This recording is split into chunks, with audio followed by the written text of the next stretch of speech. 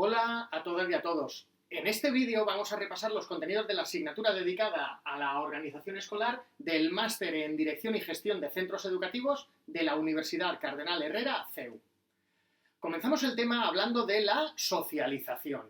Si tenemos claro que el ser humano es un ser esencialmente social, esto es porque a lo largo de nuestra vida nos encontramos con grupos en los que nos integramos y con los que nos identificamos. Estos grupos son agentes de socialización y los hay formales e informales. Ahí en los contenidos de nuestra asignatura tenéis algunos ejemplos de ambos tipos de organización. Por ejemplo, si yo salgo con compañeros de trabajo a tomar una cerveza, esto es un grupo informal. O un equipo de fútbol de amigos con los que salgo a jugar los domingos, o el club de lectura de mi barrio. Todo esto son grupos informales. Y frente a estos hay otros que son formales, como por ejemplo la estructura de personas que trabajan en un banco. Esto es un grupo formal. También lo es, por ejemplo, el Consejo de Ministros o un centro educativo, pues tiene una estructura jerárquica formal y además está regulado por una serie de documentos. Bueno, pues en este último tipo es donde nos vamos a detener en esta asignatura, en el tipo de organización formal que supone un centro educativo. Fue en la Revolución Industrial cuando se comenzaron a estudiar las organizaciones. En esta época, el taylorismo triunfaba en el ámbito del estudio de las organizaciones. Frederick Taylor proponía un aumento de la productividad introduciendo los principios de la producción en cadena. Esto suponía la distribución de tareas que se organizaban en una cadena de montaje. Y luego, por encima de todo este modelo, había un fuerte control de todo el proceso y una disciplina inflexible. Por lo tanto, estas organizaciones tradicionales de inspiración taylorista eran, o todavía lo son, organizaciones en las que todo se hace siempre igual y, como decimos, con mucho control. Bueno, pues el éxito del modelo taylorista se extendió también al ámbito educativo, trasladando y adaptando ese modelo de producción a las escuelas.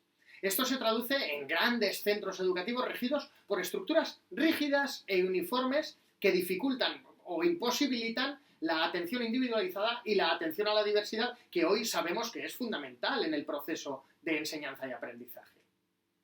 Entre las principales características del centro educativo de influencia taylorista destacamos la uniformidad del programa de estudios. Es el mismo para todo el alumnado de un mismo nivel.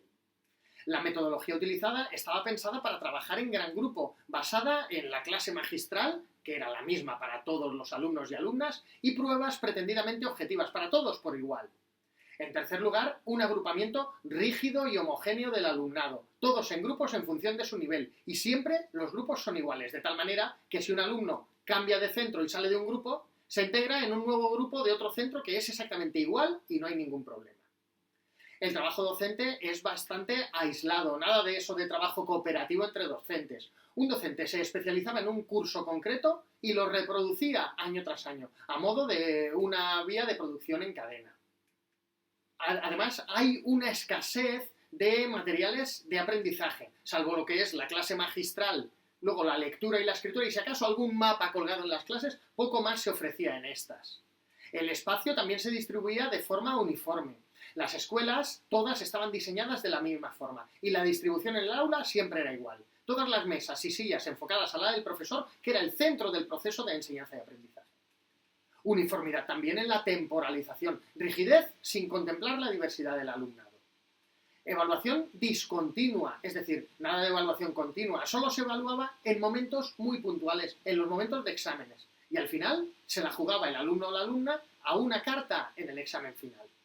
Había una disciplina formal donde lo único importante es el cumplimiento de la norma por encima de todo. La dirección era unipersonal. Era el director el que mandaba y toda la responsabilidad recaía sobre esta figura que además no solía tener docencia, por lo tanto quedaba cada vez más alejado de la realidad del aula. Y por último, la relación del centro con el entorno era mínima, con toda la pérdida que esto supone. Se puede decir que los objetivos principales de los centros no eran tanto los meramente educativos, sino que eran centros que lo que pretendían eran ser rentables. Y no me refiero a rentables pedagógicamente, sino rentables económicamente. Pero el taylorismo también influye en el ámbito estrictamente didáctico, trasladando al currículum toda su carga. Este es el motivo por lo que en el currículum explícito se otorga tanta importancia a las técnicas instrumentales básicas, como es la lectura, la escritura y el cálculo, así como también se le otorga importancia a los contenidos fundamentales de las diferentes materias. Esto en cuanto al currículum explícito, pero es que hay más, porque hay un currículum oculto que trataba de educar al alumnado para integrarse en el modo de producción industrial, muy probablemente para trabajar en cadenas de producción en las grandes factorías. Y es verdad que el modelo taylorista tiene una serie de aspectos negativos, como es la estricta normativa formal, que hay que respetar por encima de todo, el aumento de la distancia social entre estratos, relaciones establecidas en términos de autoridad y motivación por recompensas extrínsecas más que por las recompensas intrínsecas de uno mismo. Pero seamos justos, no todo es negativo en este modelo. Hay 3 pilares que sostienen todo lo positivo de este modelo, que son la simplicidad, porque siempre se trabajaba de la misma manera y no hay espacio para modificaciones, la estabilidad, con una estructura fija e inmutable, y la rentabilidad económica, como decíamos antes, pues permitía acoger a todo el alumnado con una inversión relativamente pequeña. En cualquier caso, creo que es muy pertinente que reflexionemos ahora cuáles de todas estas características se siguen manteniendo en nuestro sistema educativo y cuáles convendría modificar ya en pleno siglo XXI. Y hablamos ahora de las organizaciones innovadoras. En estas, la palabra que debe prevalecer es flexibilidad. Frente a la homogeneidad que hemos visto en las organizaciones tradicionales, flexibilidad. En los contenidos de nuestra asignatura tenéis una tabla que compara las organizaciones escolares tradicionales frente a las innovadoras. En lo relativo a la estructura, que es rígida en la escuela tradicional y flexible en la innovadora, en la atmósfera, que está centrada en las tareas en la escuela tradicional y centrada en las personas en la innovadora, con una dirección centrada en controlar al personal en la escuela tradicional y estimulante en la innovadora. En la tradicional la toma de decisiones es de arriba a abajo y en la innovadora es más participativa. En la tradicional hay un flujo de comunicación unidireccional, mientras que en la innovadora el flujo de comunicación es más abierto. Y por último, en cuanto a los errores y conflictos que se ocultan en la organización tradicional y se aceptan en la innovadora. Bueno, pues para provocar un cambio en una organización educativa se debe de seguir un proceso que podemos estructurar en 10 pasos. En primer lugar, se debe diagnosticar de qué punto partimos, quiénes somos y cuál es el motivo por el que entendemos que debemos innovar, detectando nuestros puntos fuertes y nuestros puntos débiles. Luego, debemos de tratar de crear las condiciones favorables para que se produzca el cambio implicando a la mayor cantidad de personas posibles. Se deben identificar los problemas con los que probablemente nos vamos a encontrar, analizando necesidades, recursos y los obstáculos con los que nos vamos a topar. Se ha de identificar de la manera más precisa posible cuál es el objetivo que nos marcamos. Determinaremos las posibles soluciones y las evaluaremos si es conveniente adoptar esas soluciones o si no lo es. Obviamente debemos planificar las acciones a acometer y ejecutar el plan previsto, fundamentalmente implicando a toda la comunidad educativa. La evaluación sumativa es la que se realiza en cada uno de los pasos que damos. Es muy práctico realizar una evaluación interna y, si es posible, otra externa. Antes de terminar, debemos tener presente la importancia de mantener los avances que vayamos logrando. Y por último, es importante difundir nuestros logros para darlos a conocer y a la larga a consolidarlos. Pero es muy habitual que los cambios, aunque sean necesarios, generen resistencia. Tenemos que tener presente que es importante la manera en que planteamos esos cambios, como amenazas o como oportunidades.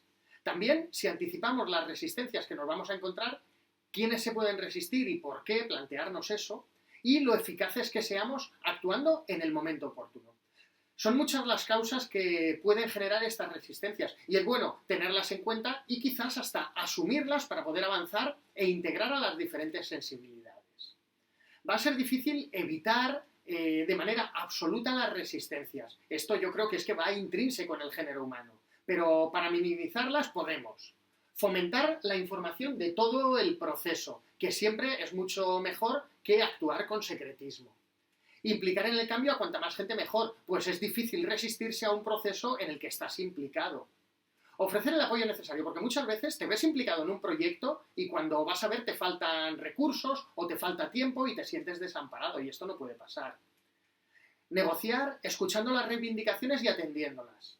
Y luego un par de consejos últimos que a priori suenan como una maniobra oculta, como un complot, pero que pueden ser interesantes. Por un lado, manipular.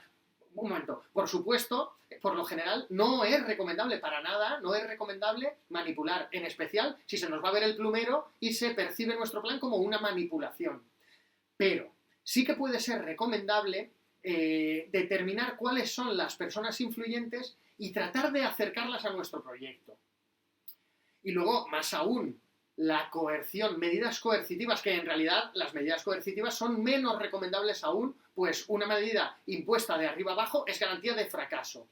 Aunque sí que es verdad que en algunas ocasiones una amonestación a tiempo puede tener el efecto de firmeza y de seguridad, pero eso sí, esa amonestación siempre debe ir acompañada de otras actuaciones de ayuda y comprensión hacia la persona o personas amonestadas. Y luego una última cosa en relación a la resistencia al cambio.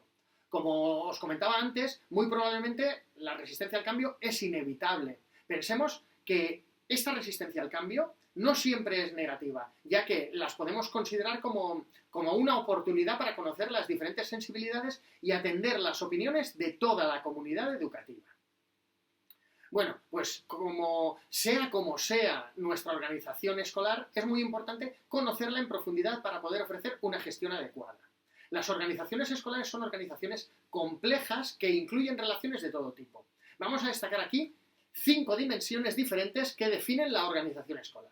En primer lugar, la dimensión estructural, es decir, la estructura del centro, los roles que desempeña cada miembro de la comunidad educativa, cómo se organizan los departamentos, distribución de tareas, etc. Es una dimensión, la dimensión estructural, es una dimensión importantísima, pero no es la única. También es importante la dimensión relacional, en donde entran los flujos de comunicación y las relaciones que se establecen entre todas y todos. Y no solo hablamos de estructuras formales de relación, sino también de las informales. Hay una dimensión cultural que recoge los valores del centro escolar, y no me refiero a los valores de cada persona que participa, sino los de la escuela en sí. Algunos plasmados en documentos, pero otros son más informales. La dimensión procesual explica los diferentes procesos que se realizan en la escuela, además del proceso educativo, pero cualquiera de estos procesos que se realizan en la escuela están todos relacionados. Y por último, es fundamental integrar al entorno en el que está situada la escuela. Y terminamos el tema haciendo referencia a los documentos de organización escolar fundamentales. En este mismo máster hemos dedicado una asignatura a un documento fundamental, como es el proyecto educativo. Ya sabemos que la administración educativa es la que regula el funcionamiento de los centros, pero esta regulación deja un amplio margen para la autonomía. Esto se indica literalmente en nuestras propias leyes, como por ejemplo en el artículo 120 de la LOMCE, que está dedicado a la autonomía de los centros. Bien, pues esta autonomía integral, de todo tipo, queda reflejada en diferentes documentos. La autonomía educativa del centro queda reflejada en el proyecto educativo.